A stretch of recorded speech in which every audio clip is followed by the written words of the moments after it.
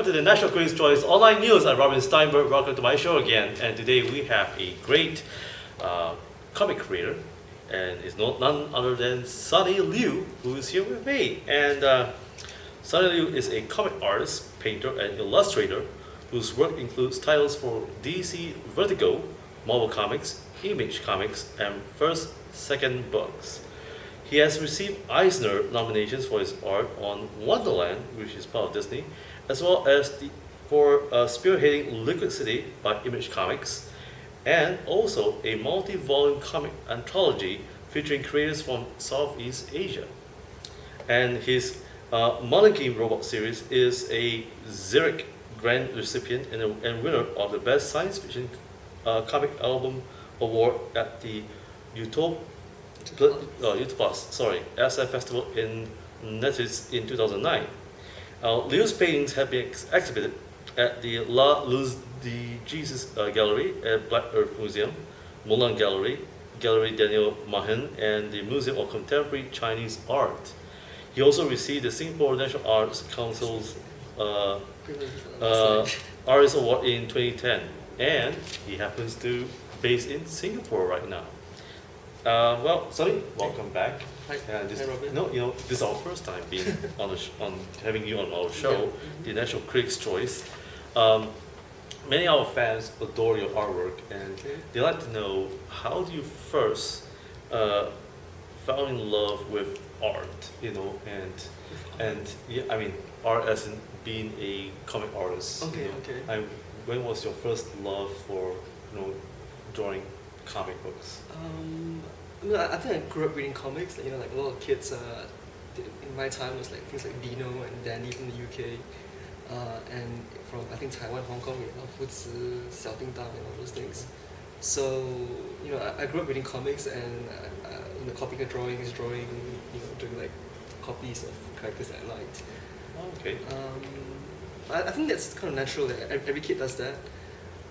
But for me, I think when I was later in my teens, when a lot of people maybe stopped drawing, was when I discovered a British comic called 2080. 2080? Yeah. Oh, that's my favorite comic book.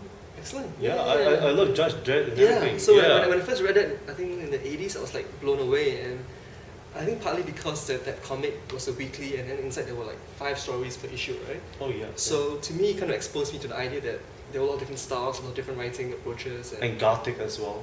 Gothic? Yeah. It's like very dark and very exciting. Alan Moore was there, Sam Beasley. So that made me kind of want to do comics, think about it in some vague way. But because being in Malaysia, Singapore especially, I think there's no industry here at the time. So I didn't have any idea how I would go about doing it. So it took quite a while from that to actually doing it professionally.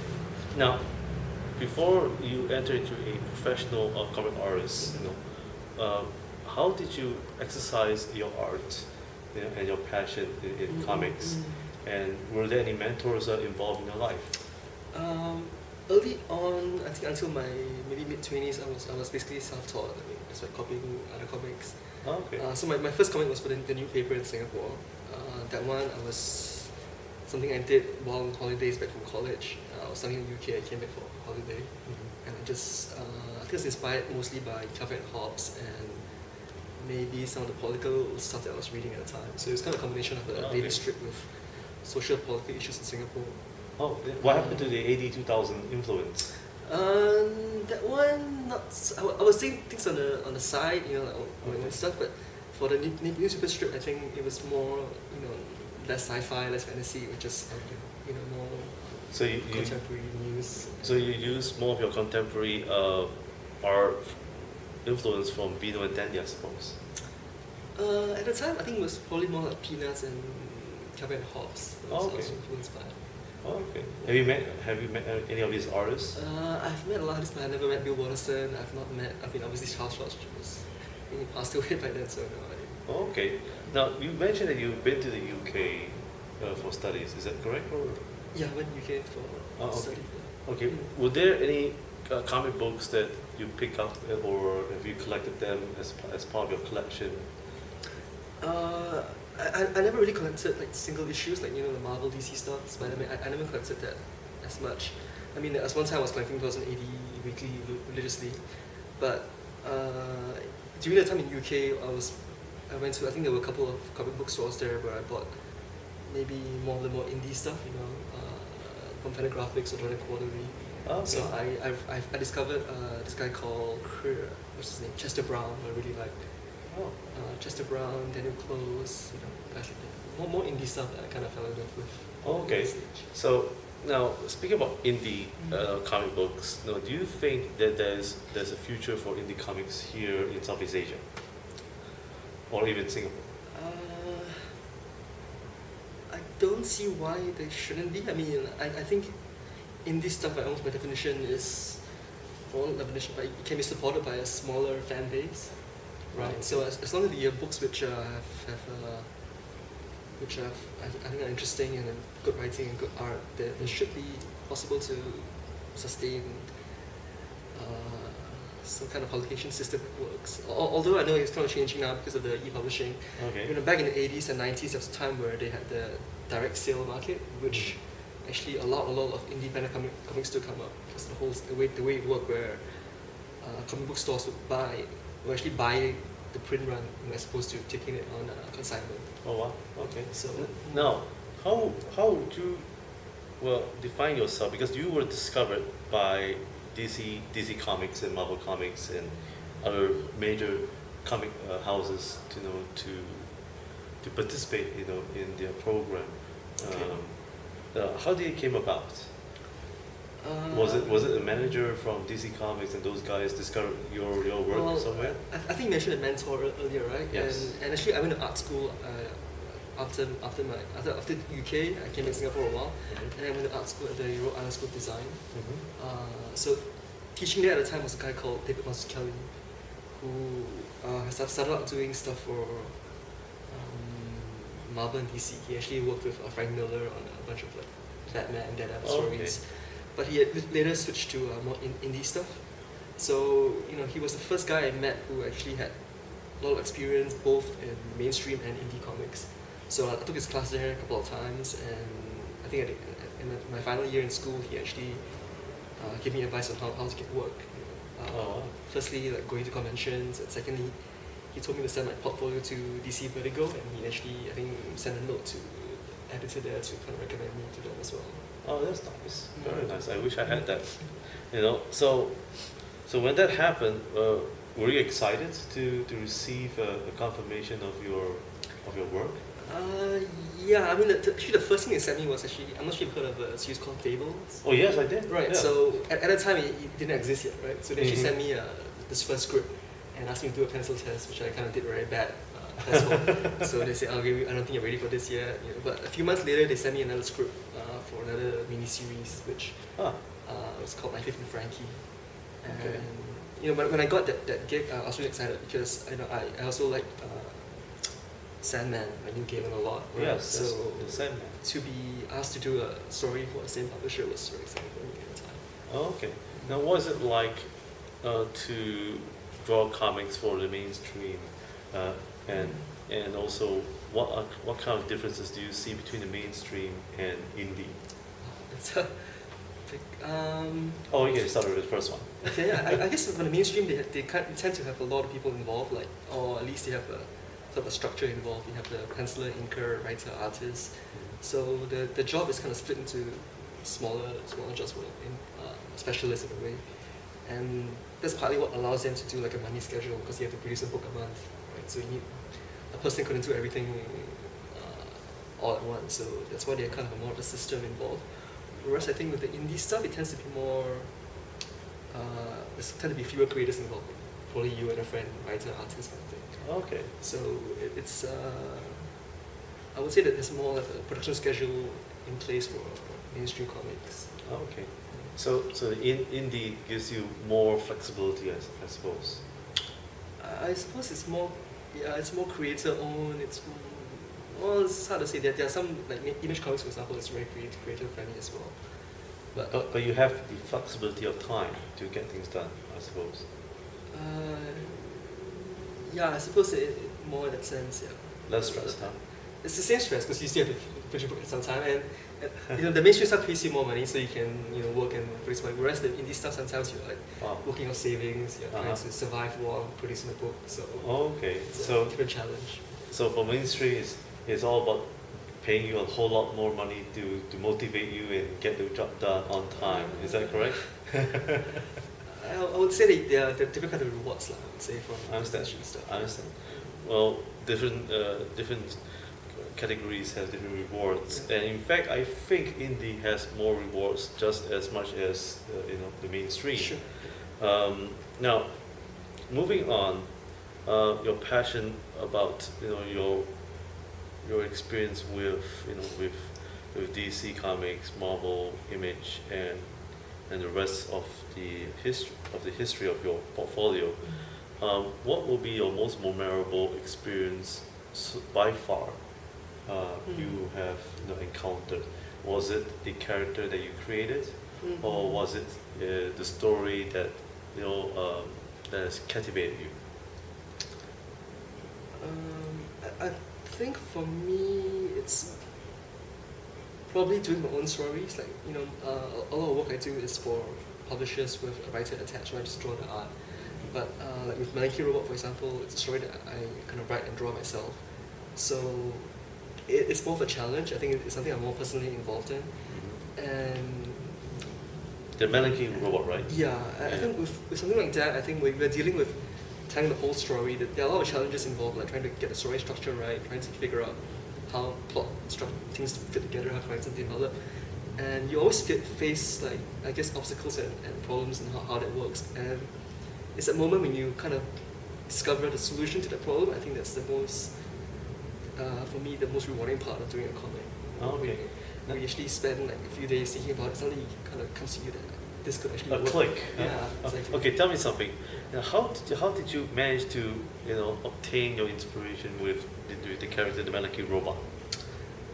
This started out as a school project at RISD, for Master Kelly's class. Oh, okay. And he wanted us to do a new story of our own. And I think I just, from various sources, I was inspired visually by Blade Runner, the movie. Oh yes. And then story-wise, there's this book I picked up at a bookstore called Sanya Blues, which was about a laboring district in Tokyo. Oh, okay. So I think I combined like facts and fiction together, science fiction together, to create a story about kids who are sort of street urchins in a futuristic sort of Tokyo setting. Oh, okay. Have you ever thought of having Singapore as part of your story? No, you didn't. A little bit. I mean, it's mainly Tokyo based, but I also Okay. incorporate a lot of different buildings and Asian visual characteristics inside. So I've taken stuff from Singapore, Malaysia, and Japan as well, of course. Now, what is the most satisfying? Sorry, let me rephrase that again. What will be the most satisfying experience, or probably when you create this character of this robot? How different is this character from any other robots that you have followed? Well, it's called Monkey Robot. It's actually a lot about robots. Or there's a robot in there. Yeah. You mean the characters themselves? I'm not quite sure. Well, the character of the entire story. The most satisfying part of it. Yes. Was it the beginning or the end? I mean, at different parts of this, it's different rewards, right? Like the problem-solving part is probably when you're doing a book. At the same time, when a book is published or a story is published, you seeing it in print, it's also, it's also really exciting as well. I think especially for my first book, I think when it first came out at the stores, you kind of rush to the bookstore and you see for the first time that your book has been published and printed out. That's like I guess I feel like it's a big, major achievement in your career. Oh wow!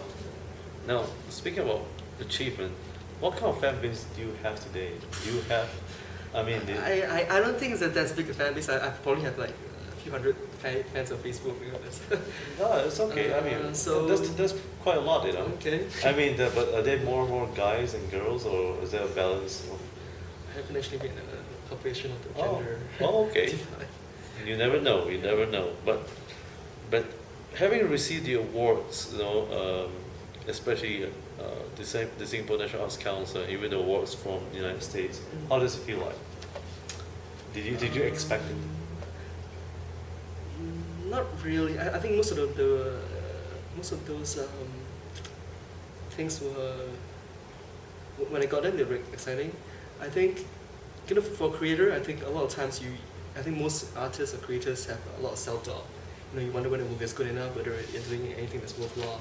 So things like that, I think, help you to, at least for a while, make you feel rewarded in a sense. You think that it's a recognition that kind of helps you through, I think, the tough times to some degree, because I think everybody faces like periods where they're unsure what they're doing.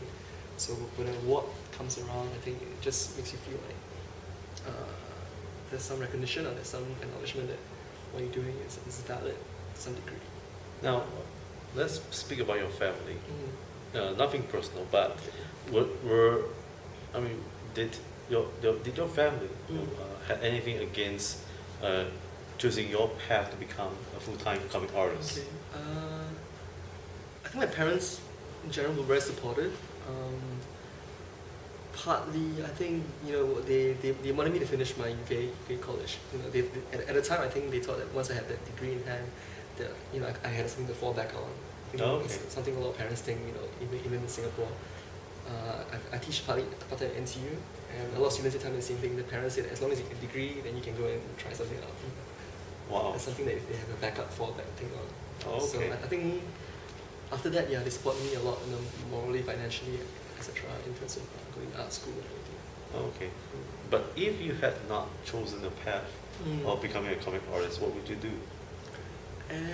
I've thought about it. I wonder if maybe I got into banking or something. I really don't know. Oh, okay. Would you ever consider doing anything else like special effects and all that? Yeah. When I first went to art school, I actually worked at the computer game company for a while. Okay. So I did some concept art for the computer game. So I think working in a studio like that would have been an alternative. It's still art based, so I think it's the same thing like to me. You would have ended up working for George Lucas, I think. Yeah, maybe. Oh no, I did apply for it actually. Oh, you did? I applied for Lucas, and I think the person in charge at the time sent me a personal email saying that he loved my stuff, but he thought it was too far left field, as they call it. As it was a bit too weird. Too weird? Oh, how can you say that? Oh. Well, as it wasn't the mainstream stuff, like I think most portfolios you receive now is backgrounds, a certain style that you see in a lot of concept art that's very like I won't say it's common, but it's a very traditional concept art style which they look for when they look for like concept artists. So I think my style at the time was, I'm sure it was a bit raw as well, but it was also maybe a bit weird in a sense. Now I have one email from my fans and they want to ask this question to you. While you were creating your characters, for your comic books, do you actually have a good meal before you create a character, or after, or in between? And what is it? Is it the local dish in Singapore like char kway teow or durian or something that will inspire you? I mean, because according to my fan, she said that Singaporeans are big fans of food, and food is like paradise in Singapore. So they want to know from the artist's perspective, well, what do you do when you try to conjure some inspiration while you... I would say that unfortunately food has nothing to do with the process. Really? Food, You never grow hungry. You just work all the way. I eat when I'm hungry, but I don't think somehow eating certain kind of food has anything to do with the inspiration. My creative process, at least. Really? Yeah. Wow. Eating durian or eating anything. I like local food, but I just don't see the connection. Oh, okay. So none of the local cuisine or anything else will ever influence your creative at least process. Not consciously. Now that you mention it, I'm sure maybe there's some kind of subconscious effect. If I drink coffee versus tea or something. But as far as I'm aware, You never. Okay. So folks, now you know. That's a secret now, at least. But how did you create your inspiration? Is it? I mean, other than you buy these wonderful materials from the bookstores and is it also from your influence from television series or DVDs or some sort? Yeah, I mean, when designing characters, I think you draw inspiration from all kinds of sources. movies, TV, animations, and also the sketches that you do for people around you. So visually speaking, I think you have to draw on everything around you. And for me, at least, the key is to, at the initial stage, to do a lot of variations of the designs. Because I think we tend to draw things in a certain way. I think we tend to have like habits that we have when we draw things. So in order to break out those habits, you need to explore maybe sort of a bigger visual space at the beginning. There, at least you can kind of have a better sense of what the things to choose from at the end. Because otherwise you'll be drawing the same thing over and over again, I think. Okay. So what do you do when you have, well, someone asked me, so what do you do when you have a break? I mean, because most artists, they work all night and all day, so what do you do when you have a break? Do you actually just have a cup of coffee, or do you just go out to have Starbucks or something and assimilate a new character of some sort? I think it's kind of hard to say. I mean, obviously, you take breaks, you surf the net, you have a drink of coffee. Oh, okay. But the one thing I do is I play football, soccer with my friends. Oh. So every once a week at least, I'll try to fit in a futsal game. Oh, okay. Is there any football club that you admire most? Yes, but it's Liverpool, so it's very sad for that. Ah, Liverpool. Yeah, Oh, it's quite painful the last season. no problem. Yeah. So, now, moving forward, what's next for you? Because I know that you're releasing a new comic book coming up in next year. Yeah. By Immigram, is that right? Epigram. Epigram, that's right. Local publisher. The local publisher. How's it going along? I'm actually right now doing more the research side of that book, because I'm actually drawing another book for first, second books right now. Oh, okay. So in a way, I'm working on two books at the same time. So the drawing I'm doing now, and doing research, and then sometime at the end of this year, I'm going to start drawing that new book as well. Wow. How did you balance, so much? It's on tough. plate? It's tough. I mean, What's your secret? there is no secret except to work as hard as you can, and try to fit in as many hours you can a day, and hopefully the deadlines can get met at some point. Oh, okay. But a lot of people are asking, if is it a good work-life balance? I would say yes and no. Yes, in the sense that I like what I'm doing. I really enjoy drawing comics, so I never complain that the work is something I don't want to do. No, in the sense that I think you do have to make sacrifices in terms of your social life and meeting people, like friends and stuff. I still try to, but for example, my parents live in Malaysia, right? So I don't get a chance to go back as often as I would like, because even the weekends I have to work to meet the deadlines. Oh, okay. But let's put in a new perspective. If you were to hit by some luck by a major publisher again, Okay. and supposedly today, if you receive a multi-million-dollar contract, Okay. Would that change the way you work? Would you stick to an 8-hour shift, or would you just continue working odd hours and all that? I think that will partly depend on what the multi-million contract is involved. Ah, okay. Right? Like if we're still doing books at the same deadlines, then you still have to make the deadlines, so you work the same way. Oh, okay. So regardless if you have a $10 million contract, you still just keep working? Well, I suppose that the kind of money would allow you to choose your projects more. Like, I think that's what a lot of creators dream of. Like, if they had $10 million, then they could kind of not do the commercial illustration that they didn't want to do, but had to do to pay the bills, and instead focus on their own personal pet projects. Yeah, I think that's a very common dream that everyone has. Now, what is art to you really today? Today's context. What is a comic book artist today? I think there are a lot of different genres of comics that people tend to think of it as being range. We think of comics, we think of superhero or super strips, but I think comics are actually just another medium, like novels or movies. So a lot of different artists work within that medium. You know, some people are more like a lot closer to fine art than.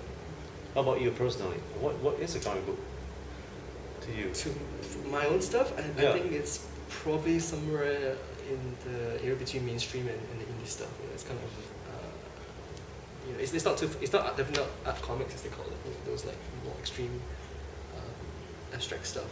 So it's, yeah, I think it's some sort of somewhere between the mainstream and the indie spectrum. Huh, interesting. Now, moving forward again, and that is, you know, a lot of people would like to know what sort of advice would you give for aspiring comic book artists? You know, because you know they admire your steps, you know, being involved with DC, Vertigo Comics, Marvel, and Image, you know, and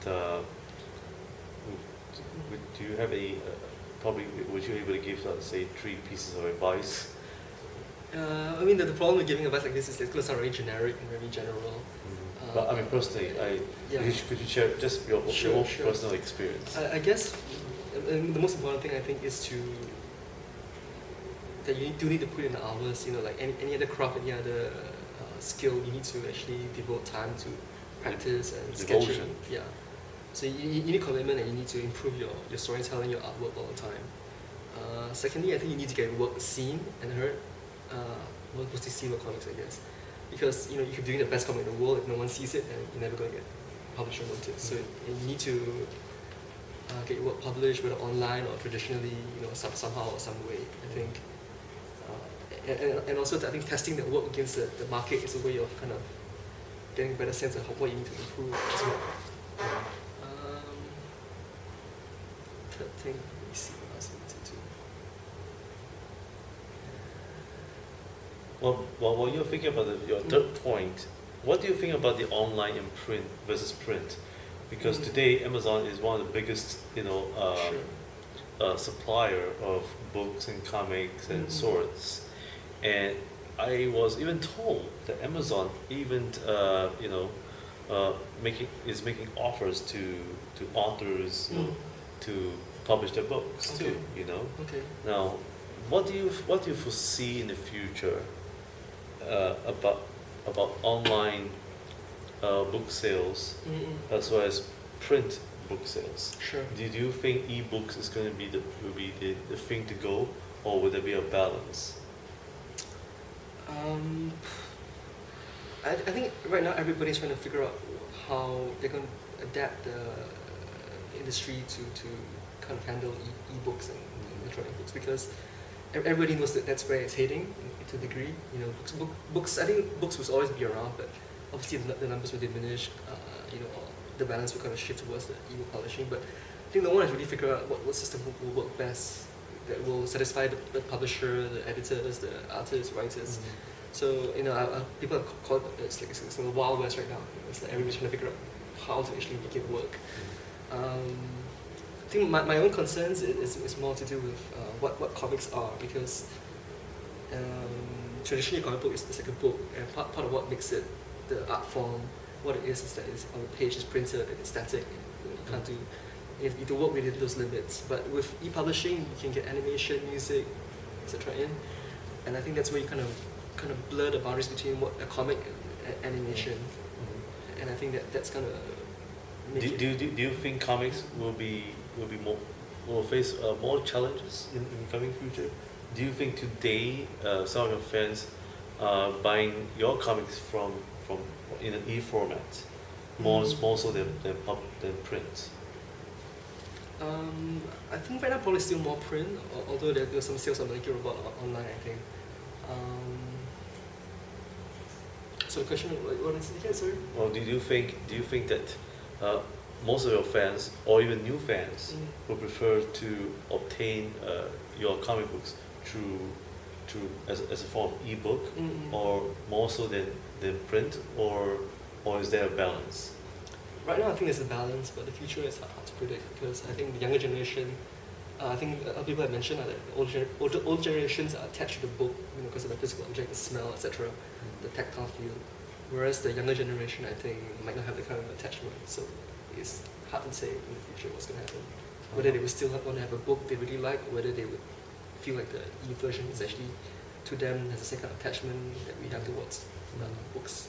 Mm-hmm. Now, speaking about e-books, do you think that technology has limits? Because if you have a Kindle or even an iPad, your battery life has limits, you know? So once the battery life goes off, there goes your ebook, you know? I mean, you can only read your ebook only when there's battery.